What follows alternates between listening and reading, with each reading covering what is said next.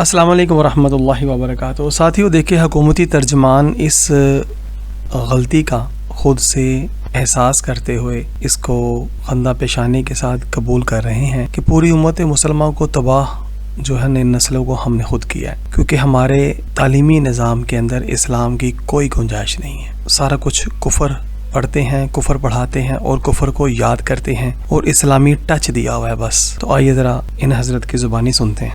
یہ ہمارا قصور ہے آپ سے پچھلی نسل کا کہ ہم ضروری دینی تعلیم کو آپ کی کنٹمپریری ایجوکیشن کے ساتھ انٹیگریٹ نہیں کر سکے۔ یہ ہمیں کرنا چاہیے تھا، یہ پچھلی نسلوں کا قرض تھا جو ان کو ادا کرنا چاہیے تھا ایک مسلمان کے لیے ضرور۔ ایک کیسے ہو سکتا ہے، میں اسلامی بینکنگ سے متعلق ٹریننگز بعض اوقات جو بہت ایگزیکٹو لیول کی ہوں تو میں خود دیتا ہوں، اگر ہمارے ٹرینرز دیتے ہیں تو اس میں جو لوگ بیٹھے ہوتے ہیں تو اپنا تعارف کراتے ہیں کسی چھوٹے سے ٹریننگ سیشن کے اندر۔ بینکوں کے بڑے لوگ بیٹھے، گروپ ہیڈز بیٹھے ہوتے ہیں تو اپنے بتائیں گے کہ ہم فلانے ادارے سے پڑھے ہیں، میں نے لمس سے یہ کیا ہوا ہے، میں نے آئی بی اے سے یہ کیا ہوا ہے اور میں نے یہ کیا ہوا ہے، اور 18 سال کی 20 سال کی تعلیم۔ تو میں ان سے کبھی کبھی کہتا ہوں اور سنتا ہوں، ان سب سے میں کہتا ہوں کہ ایک ایک فرد مجھے سورہ فاتحہ سنائے ذرا۔ سورہ فاتحہ کوئی بہت بڑا اونچا سوال تو نہیں ہے نا، یہ نماز کا لازمی جز ہے، کوئی رکعت نماز کی اس کے بغیر نہیں ہوتی ہے، ہر رکعت کی نماز کے اندر اس کو۔ تو میں نے کہتا ہوں کہ آپ نے سورہ فاتحہ، اس میں مجھے بالکل کوئی حجاب نہیں ہوتا، جو بھی ہو وہ ایک طرف سے شروع کرتا ہوں سورہ فاتحہ سننا، اور اپنے تجربے کی بنیاد پر یہ کہتا ہوں کہ مجھے آج تک ٹریننگز دیتے ہوئے کتنے سال بیت گئے، آج تک مجھے یاد نہیں ہے کسی نے مجھے صحیح سورہ فاتحہ سنائی۔ ایک واقعہ بھی میرے ذہن میں ایسا نہیں، ایک بھی۔ یہ کیسی تعلیم ہے؟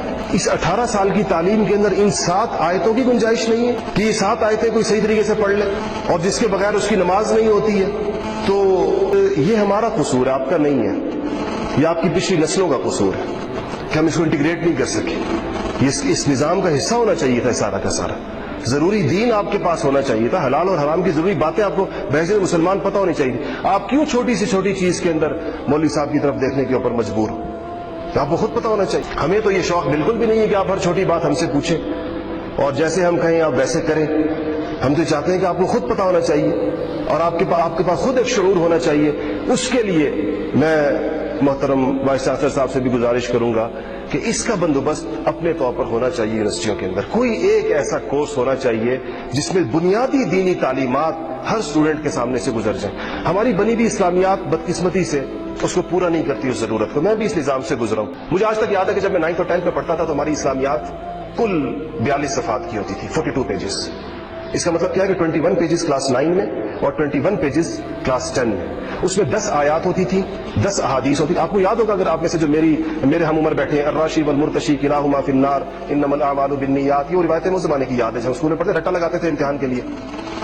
اور چند اخلاقیات کے اسباق ہوتے تھے، سچ بولنا چاہیے، امانت میں دیانت ہونی چاہیے، یہ نہیں، یہ سب چند 8-10 ٹاپکس ہی۔ یہ اتنا دین تو ہماری زندگی کے لیے کفایت نہیں کرتا ہے رہنمائی کرنے کے لیے کہ 10 آیتیں مجھے آتی ہوں، 10 چھوٹی صورتیں آتی ہوں اور 10 مجھے حدیثیں آدھے جملے والی آتی ہوں اور اخلاقیات پر مشتمل کچھ چند ایک ٹاپکس ہوں، اور یہ میرا کل دین ہوگا۔